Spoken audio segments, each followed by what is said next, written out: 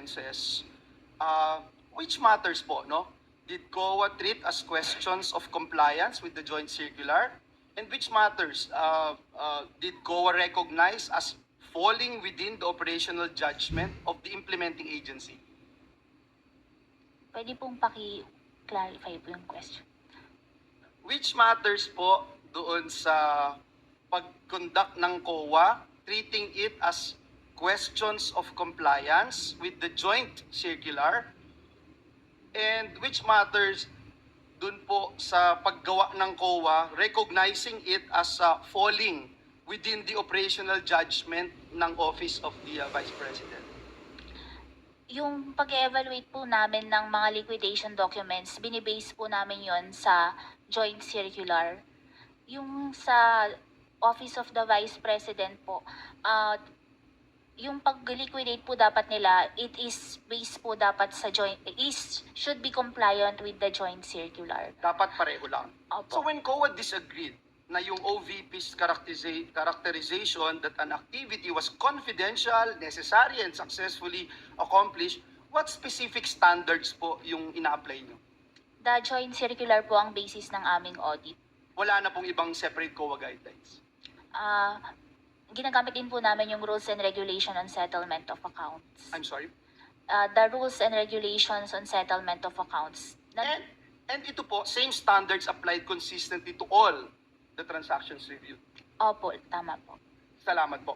Kapag nag-issue po ang COA ng notice of disallowance, maaari pa po bang itong ma-cure simply by correcting, replacing, or subsequently submitting supporting documents? Yung sa notice of disallowance po, appeal po sa commission proper ang remedy po ng isang agency. So kailangan kang dumaan provided ng COA rules na para ma-lift o ma-reverse yung ND. Is that correct? Can you explain the process? Pag nag-issue po kasi si ICFAO ng notice of disallowance, may demand na po to restitute the amount. Pero may remedy pa din po yung agency na mag-appeal po sa commission proper. Commission proper or COA director? Commission, yung sa case po ng ICFAO, diretso na po sa commission proper ang appeal. Tapos, pwedeng mag-MR. Kung magkakaroon po ng decision, kung gaya nga po nang nangyari sa fourth quarter 2022 na meron silang, yung decision is na-affirm yung ND, opo, meron pa pong remedy na MR. Tapos pwedeng mag-judicial review.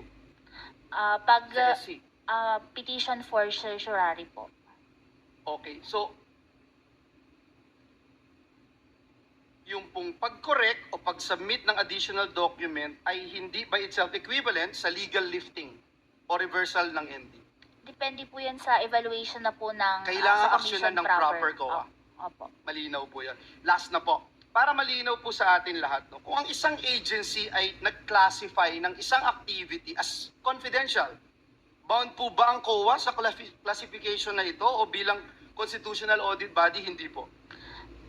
Yung sa confidentiality po, pag naipasa naman po sa amin, iniingatan din po namin yung mga documents na nasasubmit sa amin. And what we do po is yung kung tama ba yung paggamit ng confidential fund na ibinigay po sa isang ahensya. Ulitin ko po yung tanong. Hindi kayo bound. Hindi kayo bound na ang isang ahensya dineclare confidential funds ito. Hindi kayo bound dahil as a constitutional body, meron po kayong independent evaluation as Commission on Audit para yung malaman kung isang activity at expenditure ay talagang confidential in nature at pasok ito sa definition at allowable uses under the joint circular. Yes po, kasi itong confidential fund is pondo po ng bayad na kailangan ma-audit at magkaroon ng proper maging ma-check kung ito ay nagamit ba sa tama po. Again, hindi kayo bound. Pag dineclare ng isang ahensya, ito confidential funds, hindi kayo bound. Hindi po, kasi nga kailangan i-liquidate pa din po properly. Tama po yun, no? And I support that sa Constitution, Article 9D, Section 2, 1 and 2, COA has the power and duty to examine, audit, and settle accounts involving government funds and the exclusive authority. Kayo, yung may exclusive authority to define the scope of your audit. Is that correct? Opo, tama po. So, ibig sabihin, ang polisiya po ninyo, hindi po sapat na tawaging confidential ng isang ahensya ang isang activity, subject pa rin po ito sa independent audit determination ng Commission on Audit. Is that correct?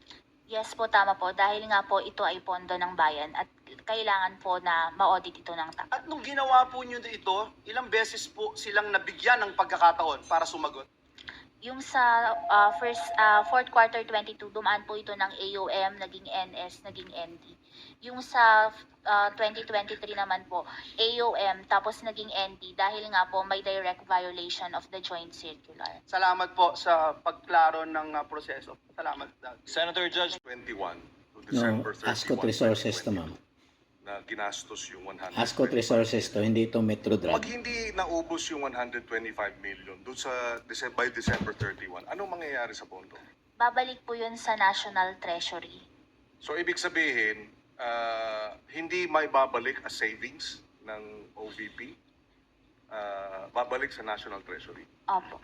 Now, I'm trying to understand bakit, di ba, ang ikli ng panahon, which you mentioned, maikli yung 11 days, but wala kayong finding, no?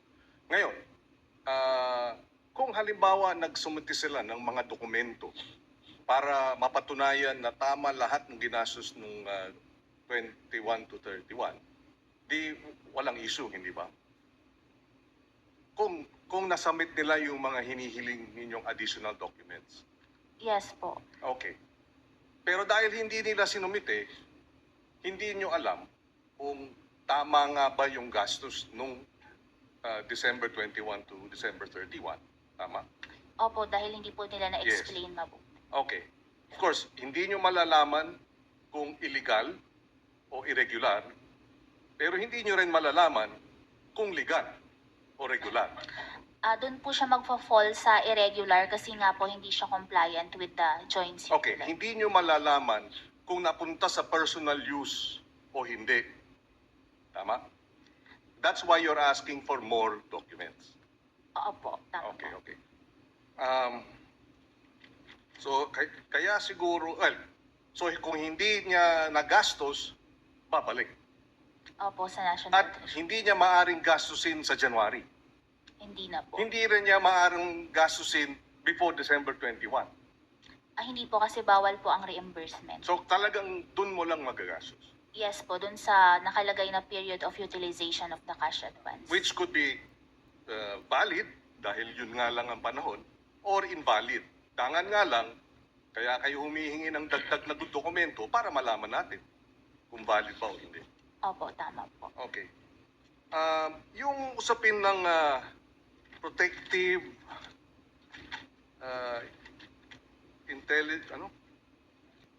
intelligence operations. Okay. Dati wala namang confidential funds ang OVP, tama? I mean, Opo, magmula nung nag-start po ako sa ICFAO. pero dati meron ng protective services ang OVP. Sa pagkakaalam ko po, walang yung under the PSG po ata. Yes. sila. So, yung gastos para sa security, dati sa PSG. Yung, pero dito, lumalabas yung casing, security, appointment, ay ginastos o ginamit yung confidential funds. Tama ba yun? Opo. Okay. Next round na lang. Thank you, Sen. Okay, so sa inyo pong determinasyon sa inyong opisina, meron pong mga disallowances, no? Tungkol po sa kategorya ng mga gastos, kung sino po yung nag-disburse. Pero hindi po naging rason ng disallowance yung mga kakaibang pangalan. Tama po ba? Opo, tama po. Okay. Pero nakita po ninyo na may mga pangalan na kakaiba. May Beatos, may Bacon, Heart, Queso at kung ano-ano. Hindi nyo po naisip na baka red flag po ito? Dahil nga po ang audit namin is compliance lang po, hindi na po namin verify yung identity nung nakatanggap po. Pero hindi nyo verify, pero nung nakikita ninyo, or nung nakikita mo, hindi mo ba naisip na posibleng red flag itong mga pangalan to? We presume po kasi regularity kasi po merong certification under oath yung SDO. This was used for the confidential operations of the agency and these are necessary and for legal purpose po yung naging paggastos ng confidential fund. Okay, so nagkonsulta kasi yung iba naming abogado kay former Commissioner Heidi Mendoza. At sabi niya, kapag may mga kakaibang pangalan, the COA can trigger an investigation because of fraud. So hindi niyo po ginawa yun, no? Walang usapin ng investigation because of fraud. Yung sa fraud audit po kasi, yung possibility po, pinag-aaralan pa kasi kung magpo-fraud audit po, this is the first time. And yung documents po, yung transactions involving the OBP and DepEd po, contains voluminous documents na with sensitive information na pag naibigay po sa ibang opisina, baka po magiging exposed siya. Okay, so ulitin ko So hindi kayo nag-trigger ng investigation of fraud or nag-trigger kayo? Wala pa po, pinag-aaralan pa po with the chairperson. Pinag-aaralan. So it's possible na magkaroon pa ng investigation due to fraud? Gaya mo po ng sinasabi ko, pinag-aaralan pa lang po at kung kinakailangan po, pwede pong mag-fraud audit. Okay, let me ask about what is fraud, no? Ano yung fraudulent? Yung paggamit ba ng alias ay fraudulent? Ito ba'y bawal or illegal? Doon po sa joint circular, silent po kasi ang joint circular as to the use of alias po. Pero ang binabantayan po dito is dapat na ibigay po ito sa totoong tao at nagamit sa tamang confidential Okay. expenses. So thank po. you for that. So kung nagamit to sa talagang nakalagay doon, hindi ito fraudulent. Pero kung ito'y hindi naman nagamit doon sa nakalagay at kunyari nabulsa lang, fraudulent 'yon. Correct, no? Opo, tama Okay. po. Kung so yung bawat isang pangalan, dapat ba merong ring 1:1 na totoong tao sa likod nun?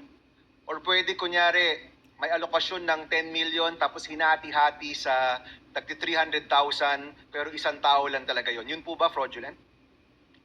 Ang kan ko po dun is isang tao lang yung nakatanggap based dun sa acknowledgement receipt po na yun. Okay. So sa inyo pong professional opinion, kailangan po yung bawat AR ay may katumbas na totoong tao kung yun man ang kanyang pangalan o meron siyang totoong pangalan. At yung nakalagay doon sa report na activity, yun dapat talaga yung nagawa. Tama po ba? Opo, tama po. Okay. Are you aware, Madam Witness, na meron tayong batas na nagbabawal ng paggamit ng alias? Hindi po ako familiar dun sa law. Okay. There is a law actually, RA 6085, na nagbabawal ng paggamit ng alias at nais na naming alamin kung ito ba'y pertinent dito sa usapin ng confidential and intelligence funds at aalamin po namin yan. Maybe for the second round. Maraming salamat, Madam Witness. Thank you.